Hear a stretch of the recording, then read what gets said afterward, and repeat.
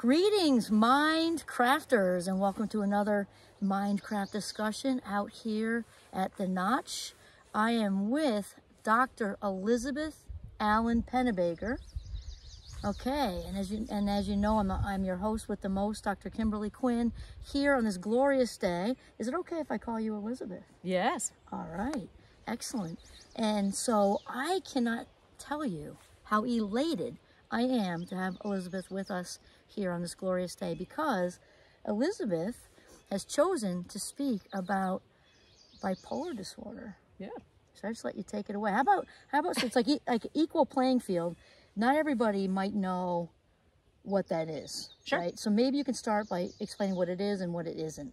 Okay. Yeah. So bipolar disorder is it's sort of like depression with a flip side. Right. So if you have depression, you sort of feel low, you feel oftentimes you have low self-esteem with it. You feel like life really isn't going to go anywhere. You feel very tired all the time. And sort of like just dragging to get out of bed. And if you can imagine the flip side of that, that is one of the components of bipolar disorder. So bipolar disorder includes depression, but it also includes a flip side, which is known as mania, or depending on the type of bipolar that you have, hypomania. And with mania or hypomania, you feel fantastic. You feel like you have tons of energy. You need very, very little sleep. You feel like you can kind of do anything. You get super duper goal directed. And that all sounds really great until it kind of takes an ugly turn, and then you become extremely irritable. If you're totally distractible, you can't pay attention to anything, and you basically kind of unravel.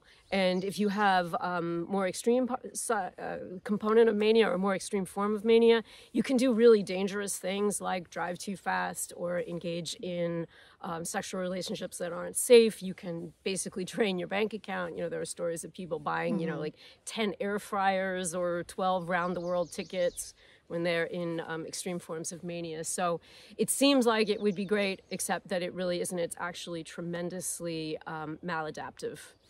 So, yeah, you know, and that's, you know, of course, there are also some stereotypes out there too, right?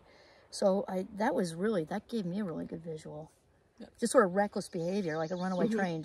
I got that. Runaway train. Well, it starts out feeling like you're in love, like new love, right? Right. And then it goes into something much uglier. Much uglier. Yeah. Because now is that, Elizabeth, why some people don't want to take medication? Because they're like way up and they're loving it, right? Yes, and one of the problems with many of the forms of bipolar medication, particularly lithium, is that it'll take you down from the highs, but it really won't fix the depressive side of things. And so it's kind of like they took the only fun part of it out.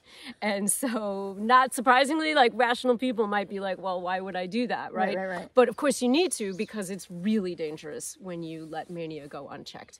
And of course, depression, of course, is also deeply, deeply dangerous. People with bipolar disorder have a 25 to 30% greater chance of death by suicide. I read that. Yeah, so it's like not a joke at all, this disease. No, I read that, just super high at risk. Yeah. And also, what's the deal? Speaking of the suicide thing, yeah, I know there's a higher correlation with substance use too. I would imagine, yes, there is. So I don't know. There's theories about why that is. Right. My guess is that people are medicating. Right, Self-medicating with it. Absolutely. Just like anything else, right? Yes, and I'm just lucky that I kind of never got tempted that way. Right. But it's just luck. Yeah, Okay. I think for me. And now, Elizabeth, you and I were talking in the Jeep about there being two types. Yes. And then I said to you, because I was really enlightened on the way here to the woods, because I have all the textbook knowledge of the graduate school stuff. Yep. Not the same. Nope. As living with it. Might Nope. be a teeny bit of overlap, but not exactly the same, right? Yeah. So the two types, why don't you explain those to us, for, like the real skinny? Yeah, okay. So to start with, I'll say that there are two types, bipolar 1, bipolar 2. I have bipolar 2. Bipolar 1 tends to be more extreme, right? Those are the sort of the really dangerous sides of mania come out in bipolar 1. So they have what is called full-blown mania. A lot of people refer to it as full-blown mania. And that's when you can end up with serious delusions of grandeur. You can do really, really foolish things like emptying your bank account or, you know, sort of leaving your partner and just going somewhere and, you know, because you think it would be great. You know, you can make some really bad decisions that can have very long-term impacts for you personally or at work or, you know, education-wise. That form of bipolar disorder tends to be much more extreme and much more dangerous, but you're symptomatic much less often, right? So less than half the time is when you would have symptoms, right? More than half the time you would tend to be in remission, right? You wouldn't say really symptom-free because there's usually like, you know, you can kind of feel something or other. At least I do when I'm asymptomatic. I still feel something or other, but you'll be quite functional. And so it's kind of like I say, you know, you kind of take your bipolar in different forms, right? If you're bipolar 1, you take it like more intensely, but for less time. Bipolar 2, you have symptoms about 55% of the time. Most of the time, that's depressive symptoms, right? With bipolar 1, actually, you can be manic and never actually go down into depression at all. Some people have it that way. With bipolar 2, there's always a depressive component. And then the other sort of, you know, like you have symptoms about 55% of the time. Most of that is depressive. And then the other part of that is when you're in something called hypomania, which is like mania, except that it's usually less intense and or shorter, right? The DSM criteria difference between bipolar 1 and bipolar 2 is that for bipolar 1, the manic episodes last 7 days. For bipolar 2, they only last 4. Right, and that would be how one of the ways you distinguish it. In my experience, my manic episodes tend to be less extreme, which is good because they're hard to deal with even as they are. Doesn't mean I haven't made lots of stupid decisions. I have, like things that are really out of character, and that's one of the challenges with the disease is that you do things that are out of character, and then people kind of, they kind of, if they don't understand, they kind of judge you, and they think that you have a bad character when you don't. But those episodes are a lot shorter for me. And so I end up with a lot more depression, which, you know, again, like I'm more controlled, I get to be more level, but I do feel kind of worse, I think, for more of the time. Yeah, so that's the fundamental difference between them. I actually, I mean, even though I'm symptomatic for more of the time, I would definitely say that I prefer having bipolar 2 than the alternative, simply because the medications for bipolar 2 are a lot less difficult in terms of their side effect profile. Right, and you know what, Elizabeth, you have me thinking too, just being, you know, a fast minder with the ADHD. I know that when I've had, because I've got our youngest is also in the club, so we call it volcanoing in the house. And I know that even though I have a grip most of the time, like you're saying, when you have that, it's for me, and outing ourselves, we're talking about that. And again, it's not an excuse, it's an explanation, but it helps people to really get it. I know for me, the hardest thing throughout my entire life is not so much like, it's when you have that, like you say, people judging your character for something you couldn't help.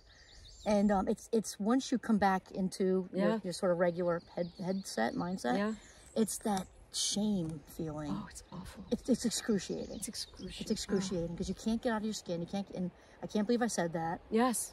You know, and I think I felt you there. Because that's a similar thing with the impulsivity that goes on that I've struggled with my entire life. Yeah. And that shame thing. It's not even the ADHD, it's the shame.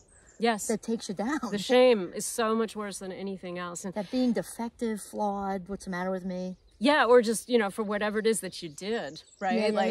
That's terrible. Or said, or didn't do. Didn't do. And yeah, I always say to myself, like, you know, I think the cruelest part of bipolar disorder actually is not how you feel, you know, sort of when you're depressed, or not how you feel when you're manic, but what do you do when you've done something terrible? Because either you have to just own it and apologize for it, and the best way to apologize for it is not to give any kind of excuse or rationale or anything, right? That's the most just own it, authentic apology. But then people are kind of left thinking that you have this capacity to do something terrible, and they don't understand why you did it, and so they think that you're kind of a bad person when really you're just a person who's got brain wiring problems. Brain wiring differences, right? You know, that we're constantly working at. You know, I know at a fabulous 58, I'd like to say I have it under control most of the time. Yeah. Hence, or not hence, but emphasis on not all of the time. Not all of the time. Just like a 2-year-old, if we're hungry, angry, sick, or tired, expect that filter to not be there as much. You know, I mean, it's just, and also excited. Yeah. I'm super excited. I'm like a gerbil on crack. I can't even contain myself. You know? Totally get it. I think the difference is with bipolar disorder is that it'll be more of a trajectory, right? I think for you, you're always kind of battling back, you know, sort of impulsivity. For me, there are times when that's not hard at all. And then for me, like, you know, I'll sort of get myself, catch myself going up into mania. And then I'm like, okay, now I've got to be super careful. Right. I don't know. If Yeah. Totally. Because they're different. But I get the, you know, the impulsive thing. And often when I'm just plain freaking excited. Yes. It doesn't have to be negative. It's like sometimes I walk into campus, I want to do this, that, and I have so much to share with them today. I'm like, and then that's when I pull myself into the breathing and the mindfulness thing. And so that's actually probably a good transition, because I know you have done a really good job with managing this wiring difference with, I think acupuncture is one. I know mindfulness, we talked about that, breathing. Actually, I don't do mindfulness. Okay, all right. No, I don't. And part of it is that I struggle with rumination. Oh, okay. And so going inwards is not doesn't work for you. The best thing for me. Right. And for some people, I think it would work really well. But I just find that it doesn't. It just kind of like amplifies negative stuff for me a lot. So I tend to be much more like exercise focused, nutrition focused. Totally. Right. That's where I kind of do my biggest interventions. Yeah. The exercise thing, well, I mean, it works for anyone, whether you're neurodivergent or it does. Neurotypical, if there is such a thing. We talked about that. But I know I will drive everyone insane in my life if I'm not running. Yes. And hiking and walking and moving. Yes. And actually, I found that if I don't actually break a sweat, it doesn't do anything for me, which is really weird. Like, I think it has to be, there's a moment when the switch clicks, right? Yeah. Like about mile 2 or 3. You said that. Yeah. Right? And all of a sudden you're like, oh, okay. Like, now brain is in a different place. I was just saying that to my husband, Tommy. He's like, if this isn't enough, we did whatever. It was like, this isn't enough for me. Like, I need to. No, you got to do more. I didn't hit it. Like, I didn't hit it yet. I know. You know what I mean? Like, I got to run more so I sweat. Yes. And I feel like even like an ounce of tired, maybe not even tired, but I don't know, like you did something. You got to do something. It's it's hard to describe it. I feel like a slow walk is good for you, but it's not enough for me. It doesn't do a thing for me. I mean, it's lovely. And it's lovely. It's like contemplative. Yeah, but it doesn't. But it doesn't do a reset for me. No, I guess is what I'm saying. Yeah. You know what's fascinating is I have this doctor who's just amazing, wonderful naturopath. She actually had me do 23andMe, downloaded the raw data and looked at it to help me understand what goes on for me. And the first thing she said to me was, you need to sweat every day. You should be doing saunas. I was like, how about a 5-mile run or 6-mile run? And she said, yeah, that'll do it too. Like that was, she looked at that, the genetic data and looked at my methylation patterns and like the epigenetic changes and said, that's what you need to do. God, that's awesome. I know. So I remember you're the same. Yeah. I remember my lovely grandmother, who was my everything. I love you, Graham, if you're listening. I remember way back when. Yeah. She said, ladies don't sweat. so we glow or we do something else. Yeah. But I need to glow. Yes. Every day. Yes. Profusely. Yeah. So I have pit stains and everything. So Elizabeth, you were also saying something about, I think, acupuncture. I do. Tell me about that. I'm like needle phobic, so I can't wait to hear it. Okay, yeah. So I'll preface this by saying that I also take medication, and 150% with bipolar disorder, you need to take medication. It just is not the kind of condition that you can manage holistically. Right. Only holistically. Right. You have to hit it from all sides. Right. So that's the number one thing that I do is I am absolutely religious about taking my medication. But then I got to this point where I kind of went to the doctor when I was first diagnosed. And actually, one thing that's interesting, I think, for people to know about bipolar disorder, particularly bipolar 2 disorder, is that especially if it starts quite early, which for me it did, like I was showing signs at around 12, 13. Oh, wow. Okay. Yeah, I was one of the early onset people. that it can look like depression for a long time. Because what will happen is you'll get sort of depressed, and then you might come back and you'll be slightly manic, but people will just perceive it as normal or healthy, or look how happy she she's is better suddenly. now. Yeah, right? And so I didn't start to show like true manias until, oh gosh, my late 20s. I remember at some point saying to somebody, I feel like I've had 10 cups of coffee and I haven't had any. Right, and that was the first moment when I was like, wow, I'm really manic. I'm like, and I didn't know the word for it. I didn't know what it was. It just was feeling strange. And I started to like do things that were dangerous and unsafe and not that smart. And you know, and I was just like, God, I'm just kind of like irresponsible, I guess. Right. But so it didn't show up until then. Right. But I remember like when I got diagnosed, which was not until my early 30s. I went to the doctor and I said, okay, well, so now I feel like, you know, these things, they're like this now, but it's still not that nice to be like this now. Right. And actually I'm making a misleading hand gesture because it's not necessarily a sine wave. Right. Not like a lasagna noodle. Yeah, right? No, you can kind of go for a while and then be like, right. Like it can, and you don't, you know, sometimes you'll come up and then you'll just we're all different. Level out, right? Yeah, well, we're all different, and bipolar is not a sine wave. A lot of people think it is, like what, you know, goes up, it goes down, and for me, I experienced it that way, but not everybody does. But I remember saying, okay, so like now it's like this, and it's still not that pleasant, and he started to say, well, how about another drug? And I was like, oh God, I don't want to go there, right? Like, because once you get into drug cocktails and the side effects, they like amplify each other, cancel each other out, and then you're on another drug for the side effects, and I was like, let me try something else first. So I went to acupuncture, and I love acupuncture. Like I walked in the first time and I was really a little bug-eyed from just being kind of up, and I walked out, I was like, I'm the Buddha. Right? Like, it was amazing. That's awesome. And I find it to be so helpful in terms of just dealing with immediate stuff. Like if I walk in and I'm feeling a little low or I'm feeling a little high, like that can really level that out. But then also over time, bipolar is one of those things where the more stable you are, the more stable you are. Yeah, I think I got that. Yeah. Actually. Yeah, and actually one of the kind things, like, you know, there's not that much fun, that many things that are fun about aging, but actually one of the kind things about bipolar is that as you get older, you usually get better. You mellow out. Yeah, which is just, or what a relief. It mellows out. It mellows out. Sadly, that's the opposite with the fast minders. Oh, no. Yeah, Thomas Brown's like a leading expert. I don't know if you've heard of him or not, but I had the good pleasure of meeting him at a conference, and basically we talked for like 20 minutes, and I was in beginning menopause then, and he's like, so here's the good news. All the strategies that you had, you're going to have to amp them up.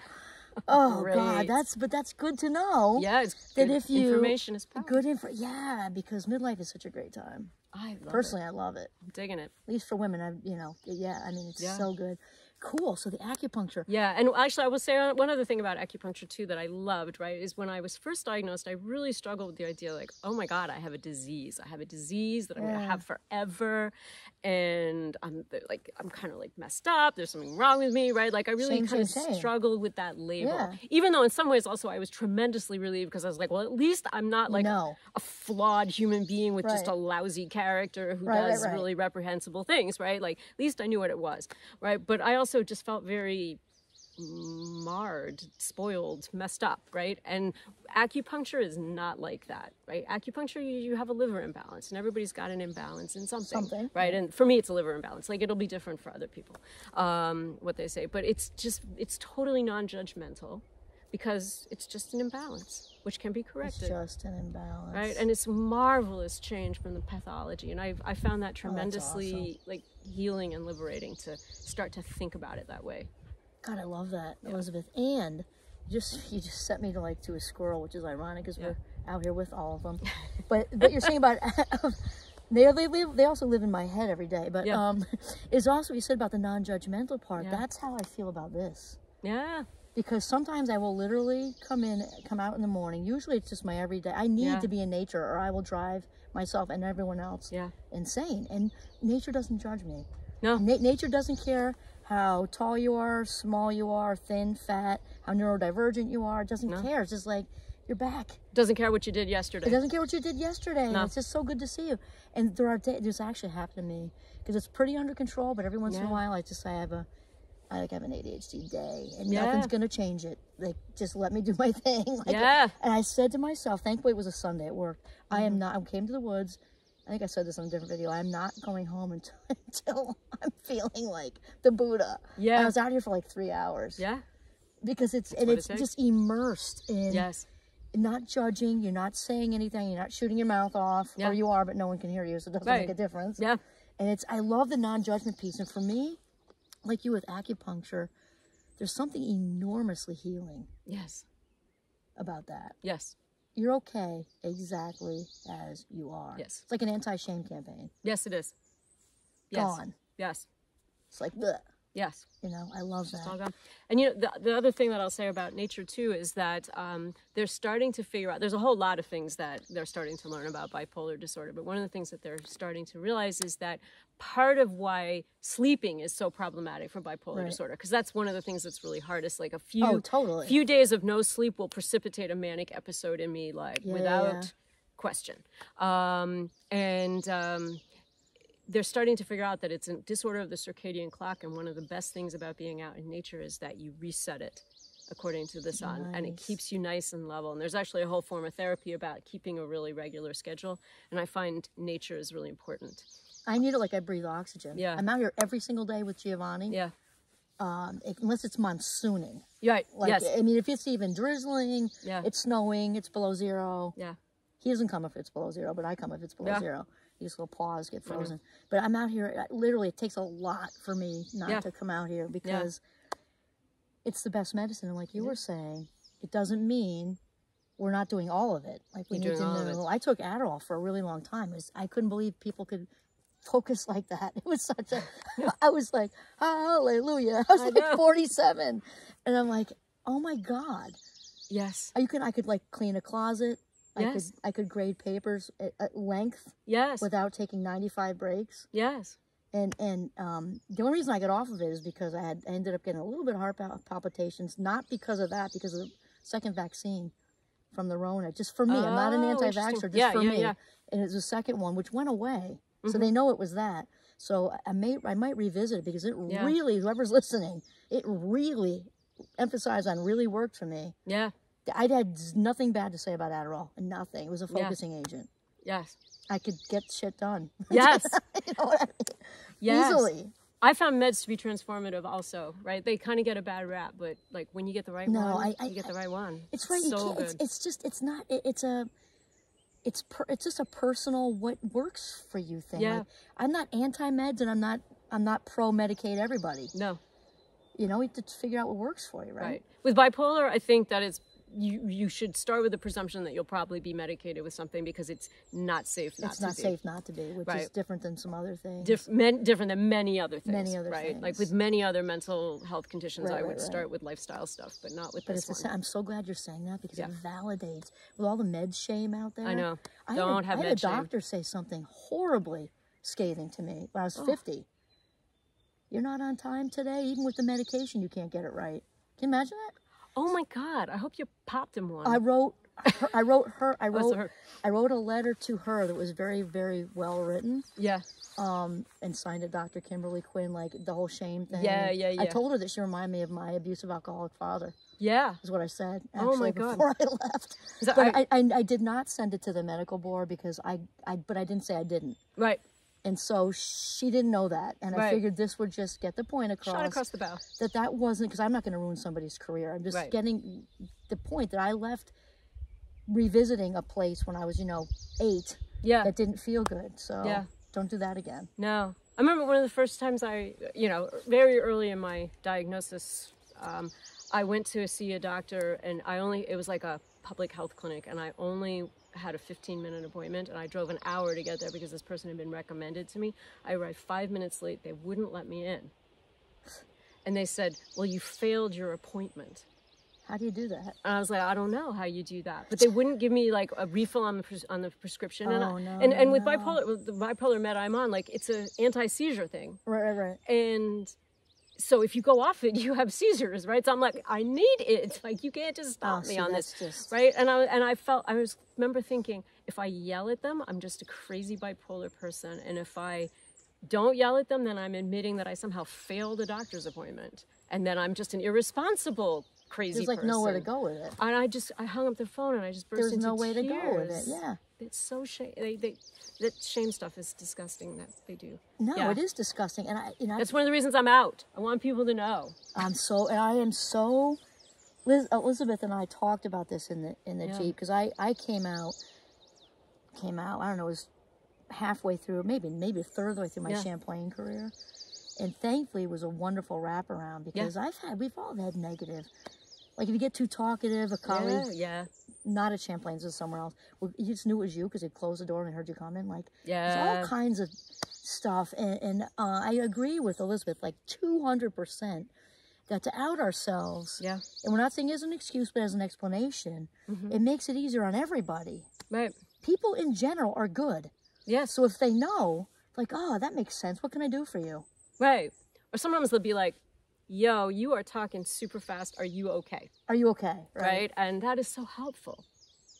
It is. And also, when they can not only be, because I have like tolerance is here, acceptance is here, and embrace is here. Yeah. And I have had so many embracing moments at Champlain where I was actually given projects that involved a lot of creativity, because that's a gift we have too. And I'm just like, oh, so healing. Yeah. You know, all the negative shit. Right. Yeah. You know, you'll never read. You never go to college. I know. Double bird. Right. Right, kind of thing. Yeah. Like, you know, and, you know, you're a disappointment. You know what I want to say right now? I would say, that's doctor disappointment to you. Yeah, exactly. I mean, I'm so pro. Like, that's right? High five. I'm so pro out, you know, and just be ready with safe people. Yeah.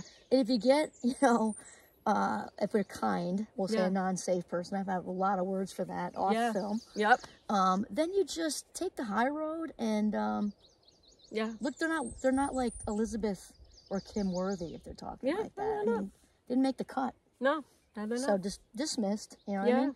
So the last thing I would say, I think it's a good place to sign off here. I just want to make sure we hit the accommodations, because I did not know this as a professional person. Obviously with students I knew this. Yeah. I didn't know that was a thing. Oh yeah. And when you said that to me, I'm like, oh my God, I can do this. Yes. Do you want to just say that for everybody? Yeah. So the ADA, the Americans with Disabilities Act, if you have a mental health condition, it is your best friend. Because many, many mental health conditions in the DSM are covered under it. Right. And what that means is that if you're smart, you can sort of think down the line and be like, okay, like what am I going to need to just stay level and steady, right? And with bipolar, you're really thinking about level, right? And with other conditions, you're thinking about it in slightly different ways. But you can be really strategic about asking in advance for the things that you know that you need. So the accommodation that I had when I was working at Champlain was that I didn't teach 8 a.m. classes. And the reason for that was based on your rhythm. Was based on my rhythm, right? And in Vermont, in the winter, you won't get daylight until around, 7:30, 8 a.m. And I would go out every day and run or ski or something and reset my body clock with that. And it's extremely important for me to do that. And so I got the accommodation to do that. That was my one accommodation. And the rule for accommodations is that you have to be able to perform the basic functions of the job in such a way that it doesn't sort of, cause unreasonable hardship for an employer. And it was not an unreasonable hardship for Champlain to schedule me for classes that weren't 8 a.m. classes. I was still able to teach my full 4/4 load and do all the things. And so it was, I don't think 8 a.m.s are popular for students either, I'm just saying. No, right? I mean, they should just be outlawed, period, right? I'm just saying, they should start that stuff at 10. I know, it'd be so much better for so many people. But anyway, so that's an example of the kind of accommodation that I had. And the way that you do that is you kind of just reach out to the HR department or the people center if it's at Champlain, and you say, this is my medical condition, this is the accommodation that I want. You may have to get it documented. I had to get it documented because especially with things that are invisible, then they want proof, and that's reasonable enough. So I had my prescribing psych give me a full letter about what was going on and why the accommodation was useful and necessary. And then we had a conversation about, did that make sense? Dean weighed in and said, yeah, we can work with that. And then I had the accommodation. That's It's awesome. in my That is- file, and I had it. And it makes me a little crazy because I have actually heard people say this, right? That students have come to me in the past and said, one of my professors said we won't get accommodations in the workplace, so we should start not using them now when we're students. And I just want to put it out there, like, that could not be further from the truth, right? You are covered under the ADA for your whole life. Right, as long as you have one of the conditions that is covered in it, and there are many that are covered in it. So use college instead as a way to practice. I think that's better. Right. And Yes. if you're teaching a student, help them practice Yes. that. They will need it for their whole life, if they, especially if they have a really serious condition. Help them practice. Don't tell them that they shouldn't use it, because there's already enough shame about accommodations.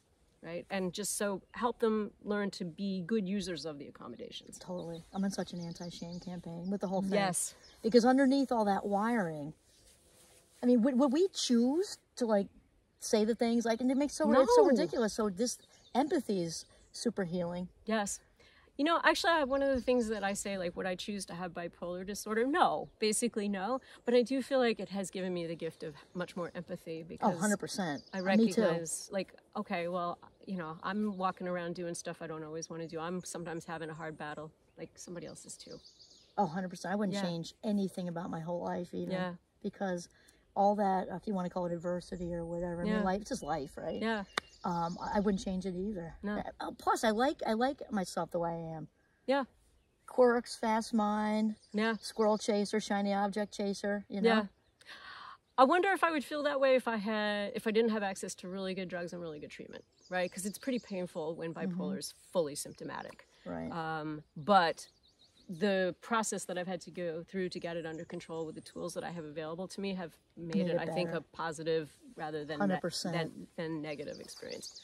Yeah, I want to make sure too, Elizabeth, and for everybody who's listening, that I don't, because I definitely like and love myself the way I am, and it's a big old mix, right? Because I want to make sure I don't diminish lots of pain, moments, not so good decision making, and that had consequences, and so I just want to make sure, the honesty's out there on the table. I wouldn't change it, and I've grown like miles and miles and miles and miles. It's just that I wouldn't undo it, because you're right, the depth and the.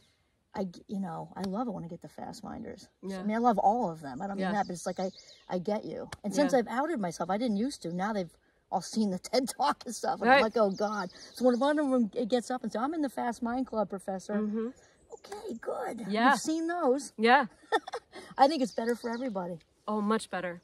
I once had a a student burst into tears in my office because I said to him, I have depression and bipolar disorder. I know how this feels. And I said, I want you to know this is not your fault. Love it. Love it. This big, burly dude just melted I'm sure. into tears because nobody had ever said that to him before. Oh my God. I love those words. Yeah. It's not your fault. Yeah. It's not your fault. That's an anti-shame campaign thing. Yeah. And the other thing I say to mine a lot when I truly mean it, in addition to it's not your fault, is I'm proud of you. Yeah. And sometimes you just get the tears. Oh, yeah. Because, and another one is, I said, well, clearly you're intelligent. You know the tears I've gotten over that? Yeah. Like, I've never heard that from anybody before. Because especially when they've got a wiring difference. Yeah, right? Yeah. Yeah, you're super smart. Yeah. Or you're brave to be here at all. Yeah. Right? 100%. Like, and they go, no, I'm always scared of everything because I'm so anxious. No. I'm like, you're brave because you're game when you're scared. Oh my God. In fact, I'll just tell you, then we can sign off. I went to, I had a student this semester who ended up with he just shared this with me, ended up with a 3.8 or 9 or something. Damn. Like Summa or magna cum laude, right? Wow. And he's I think a first year. Nice. And I said, wow. And he wasn't one of my students, but actually not one of mine, but involved with something else I was doing. Yeah. And I said, wow, I'm not surprised how intelligent you are. And he was just like, looked around and he said, I never even made honors anywhere else. Like and he had that stuff said to him, and and he had just grown, and he'd clearly, the Champlain's a good fit for him. Yeah. He had a ton to say about his professors wrapping around him and stuff. So, nice. Just amazing. So, all right, lots of good notes to end on here. So, Elizabeth, Dr. Elizabeth Allen-Pennebaker, it has been a pleasure having you out here in my happy place. to film you talking about bipolar and made it so wonderfully clear with your openness and your vulnerability. So thank you. Oh, thank you for letting me come. I'm kind of a fangirl of all your nature walks on the episodes. I'm like, oh my gosh, I get to go where she films. Yay! You're the first one. So way to go. Nice. All right.